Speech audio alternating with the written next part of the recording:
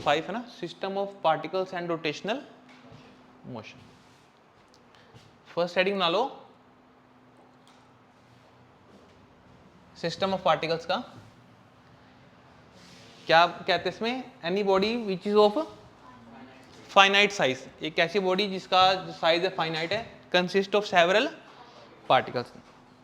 तो देखो इससे पहले ना हमने जितने भी टॉपिक किए हैं, जैसे मान लो मैं तुम्हें कभी कहता था कि कोई बॉडी है, उसके ऊपर हमने फोर्स लगा दी और वो बॉडी के पास एक्सेलरेशन आ गई, तो हमेशा हमने इनको ना एक पॉइंट मास बॉडी माना है, सिंगल बॉडी माना है, सिंगल पार्टिकल माना है।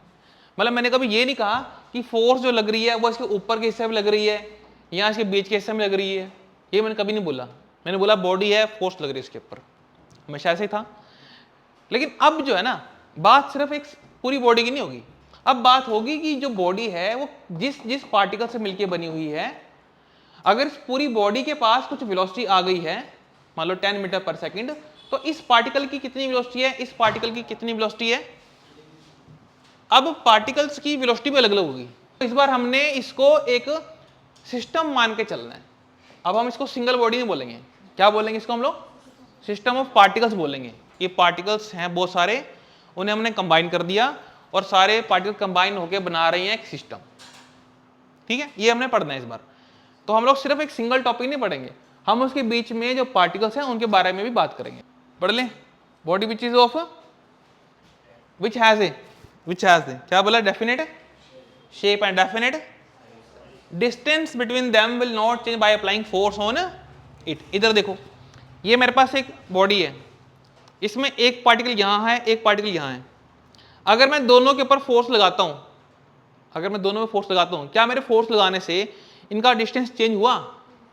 इसका डिस्टेंस चेंज नहीं हुआ। मैं बोलूंगा that is a rigid body. कौन सी बॉडी है? रिजिड बॉडी है। मतलब मेरे फोर्स लगाने से दो पार्टिकल्स के बीच का डिस्टेंस चेंज नहीं हुआ।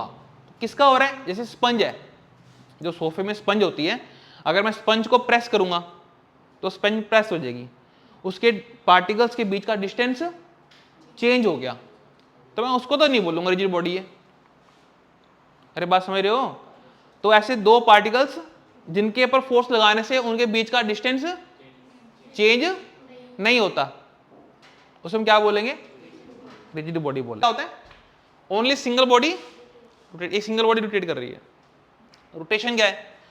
लार्ज नंबर ऑफ पार्टिकल्स कर रहे हैं रोटेट, एक जो मेन बात है अबाउट ए फिक्स एक्सिस। तो हमें एक्सिस भी चाहिए उसको घुमाने के लिए। एग्जांपल देखो इसका, अगर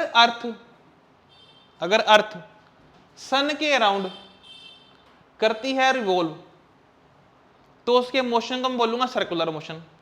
क्या बोलेंगे? सर्कुलर मोशन है। लेकिन अर्थ अगर अपने ही एक्सिस के अराउंड घूमती है, क्योंकि हमें पता है कि अर्थ अपने आप ही तो घूम रही है, अर्थ अपने एक्सिस के अराउंड भी तो घूम रही है, तो अर्थ के मोशन को मैं क्या बोलूंगा? Rotational motion. फर्क समझ आ गया? ठीक है, ये देखो रहा, वो होता है जब कोई ऑब्जेक्ट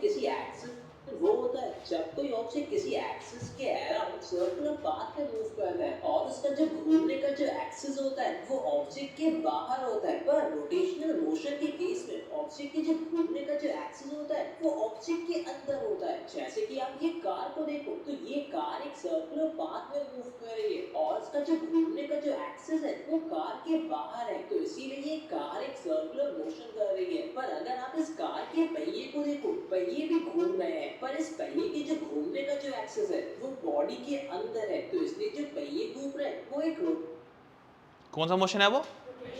एग्जाम्पल कार से समझा दिया उन्होंने। पूरी कार घूम रही है, तो पूरी कार के मोशन को क्या बोलोगे? सर्कुलर मोशन है।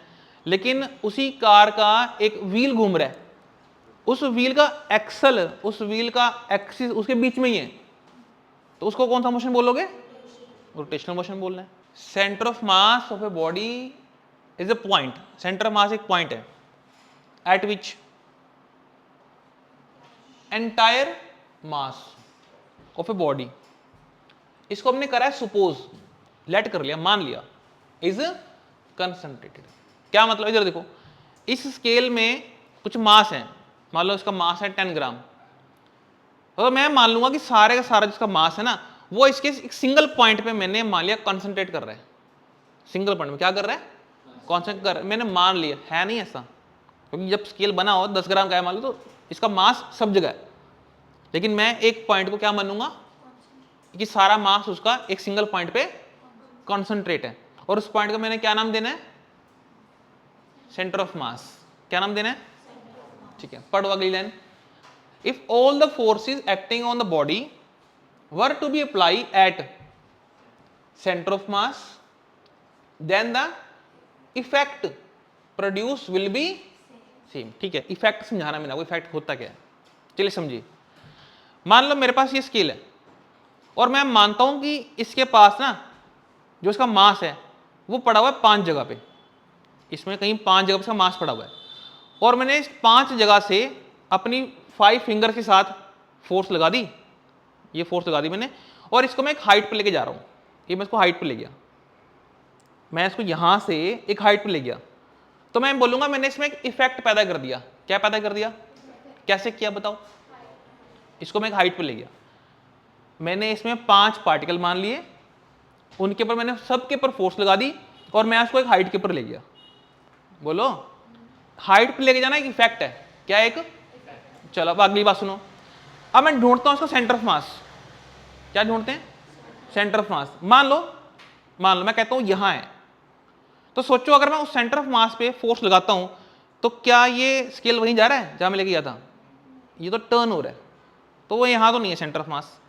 अच्छा यहां ढूंढता हूं, अगर मैं ऐसे करूंगा तो वो फिर टर्न हो गया, वहां भी नहीं है, तो सेंटर मास कहीं ना कहीं इसके सेंटर में होगा, इसके बीचों बीच होगा, और अगर मैं बीचों बीच फोर्स लगाऊं सिंगल और मैं उसको ऐसे हाइट पे ले जाऊं तो क्या मैंने सेम इफेक्ट बना दिया, क्या बना दिया, सेम इफेक्ट बना दिया। पहले 5 जगह से फोर्स लगाई थी, अब एक जगह से लगाई, उस एक जगह को मैं क्या बोलूंगा, सेंटर ऑफ मास, इतनी सी बात है, हो गया क्लियर। लो एक बार इसको देख लो, एक और डेमोन्स्ट्रेशन है,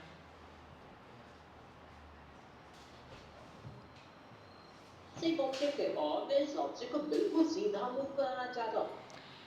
मतलब इस वाले एग्जांपल में ना इन्होंने पेन को लिया है और पेन में पैदा कर रहे हैं वो एक इफेक्ट, ध्यान से देखना, एक ऑब्जेक्ट है और मैं इस ऑब्जेक्ट को बिल्कुल सीधा मूव कराना चाहता हूं बिना हल्का सा भी रोटेट किए। जब मैं इस ऑब्जेक्ट के इस पॉइंट पर फोर्स लगाता हूं तो मेरा ऑब्जेक्ट रोटेट कर जाता है, पर इस ऑब्जेक्ट पर एक ऐसा भी पॉइंट होता है जहां पर मैं फोर्स लगाऊं तो मेरा ऑब्जेक्ट बिना रोटेट किए बिल्कुल सीधा मूव करता है। तो ऐसा लगता है पूरे ऑब्जेक्ट का मास इसी पॉइंट पर आके कंसंट्रेट हो गया है। तो फिजिक्स में इसी पॉइंट को एक नाम दिया गया है, सेंटर ऑफ मास। तो सेंटर ऑफ मास सिस्टम का वो पॉइंट होता है जहां पर हम मानते हैं कि पूरे सिस्टम का मास इसी पॉइंट पर कंसंट्रेट हो जाता है, और अगर इस पॉइंट पर फोर्स भी लगाया जाए तो मेरा पूरा सिस्टम एक साथ मूव करता है बिना हल्का सा भी रोटेट किए।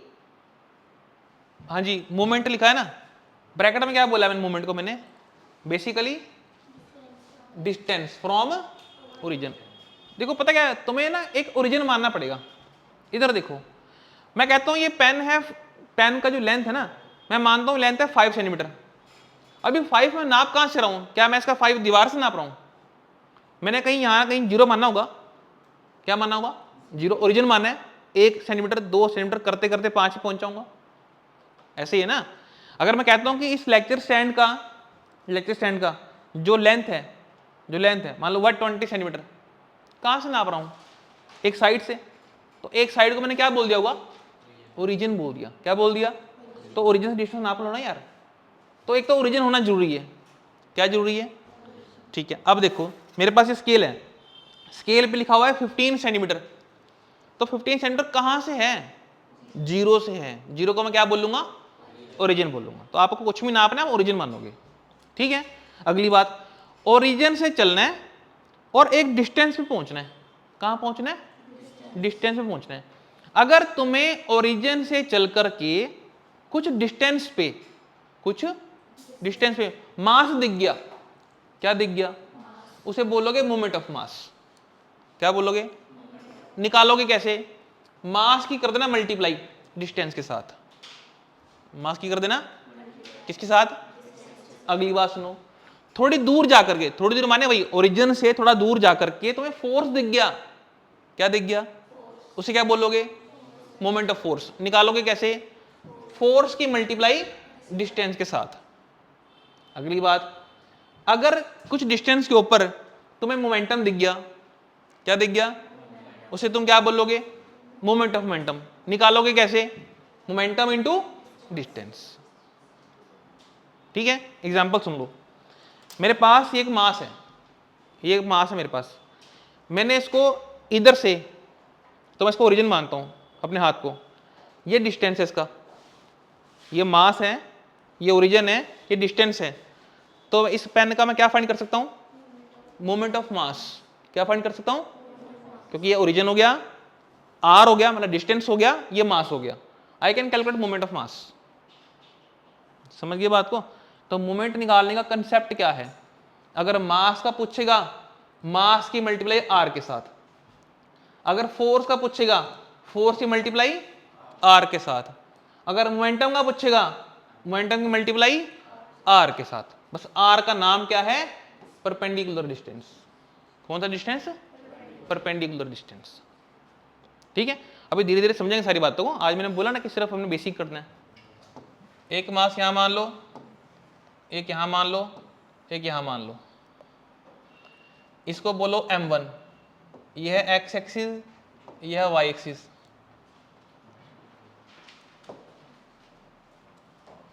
इसे बोलो m1, इसे बोलो m2, इसे बोलो mn, मतलब n पार्टिकल्स मान लिए मैंने। कितने मान लिए मैंने, n पार्टिकल, मतलब कोई बॉडी मान रहा हूं यार, कोई बॉडी है उसमें n पार्टिकल्स हैं। कितने पार्टिकल हैं, डायग्राम बनाओ। ये ओरिजिन बनाओ, ओरिजिन का बनाओ डिस्टेंस, ये है r1, ये है r2, ये है r। भाई r3 भी है इसके अंदर, r4 भी है इसके अंदर, r5 भी इसके अंदर। कितने, कहां तक है, n तक है। क्या तो 100 है, क्या तो 1000 है, क्या तो 10,000 है, बहुत सारे पार्टिकल्स हैं। और सभी पार्टिकल्स का डिस्टेंस, सभी पार्टिकल्स का डिस्टेंस आपने नापना ओरिजिन से। कहां से नाप रहे हैं, ओरिजिन से। तो m1 कितना दूर है, r1, m2 कितना है, r2, mn कितना है, ठीक है। और लिखते रहना, consider a body having masses m1 m2 dash up to mn, लिख लो। Consider a body having masses m1 m2 dash कर देना भाई, mn डैश दिखा रहा है, बहुत सारे पार्टिकल्स हैं। मैंने बोला ना सिंगल बात नहीं करनी हमने, अभी पूरी बात करेंगे, सिस्टम की बात करेंगे। आगे क्या बोला है, देयर पोजीशन फ्रॉम ओरिजिन कितनी, r1 r2 डैश r है। आगे तुम निकालो, मोमेंट ऑफ मास, ऑल मास, लिखो कॉपी के ऊपर। पहले की अलग लिखना, दूसरे की अलग लिखना, तीसरे की अलग, डैश कर देना। मोमेंट ऑफ मास निकालनी है। मोमेंट ऑफ मास क्या तरीका बताया, m इंटू, बिल्कुल सही। हाँ हाँ, तो पहले वाले को क्या बोलोगे बेटे, m1 r1। अगले वाले को क्या बोलोगे, करते रहो, कब तक करना है, नंबर 1 डाल दो। मैंने पूरी बॉडी का मोमेंट ऑफ मास निकाल दिया, पूरी बॉडी का moment of mass. n particle थे, n का निकाल दिया, सबको जोड़ दिया मैंने। आगे देखो, अब मान लो, मान लो होल मास ऑफ बॉडी, सारा मास कहां चला गया, सेंटर ऑफ मास में चला गया। तो काम करते हैं, पहले इस डायग्राम में इन सभी मासेस का ढूंढते हैं सेंटर ऑफ मास। क्या ढूंढते हैं, सेंटर ऑफ मास। तो सेंटर ऑफ मास कहां होगा इसका, वो एक बार देखते हैं। तो भी अंदाजे से लिख लो, सेंटर मास अंदाजे से कहीं मान लो यहां है, ये लो, ये इसका है सेंटर ऑफ मास। पूरी बॉडी का मास रखा हुआ हमने कैपिटल M, डिस्टेंस मान लो कैपिटल R। ये लो, ये करो जैसे मैंने स्केल के साथ किया था। पल्लवी, पूरी बॉडी का क्या ढूंढा हमने, सेंटर मास हमने ढूंढ लिया, और मैंने कहीं पॉइंट मार्क कर दिया। मैंने बोला कि वो सेंटर ऑफ मास है यार, वो सेंटर ऑफ मास है। अगर ये सेंटर ऑफ मास है तो मैं पूरी बॉडी का जो मास है उसको मैं यहां पर लाकर रख दूंगा। उसको मैंने क्या मान लिया, कैपिटल M मान लिया। और आप ओरिजिन से देखो ध्यान से, ये इसका डिस्टेंस भी है, कैपिटल R है। एक लाइन लिखो,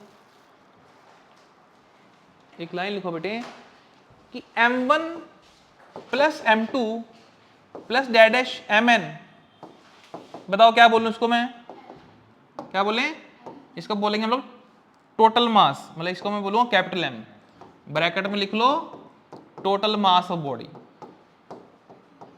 ये लो total mass of body M1 M2 Mn। Divyansh लग गया, पता क्या कर रहा हूँ, M1 M2 क्या मान लिया मैंने, कैपिटल M मान लिया, और कैपिटल M को मैंने क्या बोल दिया, टोटल मास ऑफ बॉडी। ठीक है, डायग्राम देखो बेटे, अब तुम बोलोगे मेरे को, तुम लोग लिखोगे लाइन, बोलना मत बस। मैंने इस पूरे सिस्टम का क्या ढूंढा, सेंटर ऑफ मास ढूंढा। सेंटर ऑफ मास के ऊपर मैंने क्या रख दिया, टोटल मास ऑफ बॉडी मान लिया, कॉन्सेंट्रेट कर रहा है, तो ये रख दिया मैंने यहाँ पे। डिस्टेंस दिख रहा है आपको, डिस्टेंस दिख रहा है, एक लाइन लिखो, moment of this mass equal to, ये तुम बताओगे, बोलना मत बस, मोमेंट ऑफ दिस मास, इस मास को मोमेंट निकालना है, यहां लिखना है, मैं आपसे नंबर डालूंगा 2, कैपिटल R नंबर डाल दो। अभी ध्यान से देखो यार, 1 में क्या निकाला था हमने, 1 में निकाला क्या था, इक्वेशन 1 में क्या निकाला था, पूरी बॉडीज के अलग अलग मास लेकर के मोमेंट निकाला था हमने।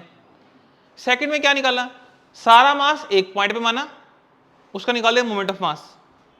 बोलो क्या दोनों बातें एक ही हैं, दोनों बातें एक ही है ना, ये वही बात होगी स्केल वाली बात। मैं अलग अलग जगह के ऊपर इफेक्ट बना रहा था, फिर मैंने एक सिंगल पॉइंट का इफेक्ट बनाया, दोनों का आंसर सेम आया था ना, ये भी सेम है। इक्वेटिंग 1 और 2 कर दो, R निकाल दो, इक्वेटिंग 1 और 2 R निकालना है। देखो ना बेटे, M into R is equal to M1 R1 plus M2 R2, करते करते Mn Rn, मैंने बोला R निकाल दो, तो M कहाँ आ जाएगा इसके, अपॉन में आ जाएगा टोटल मास। ठीक है जी।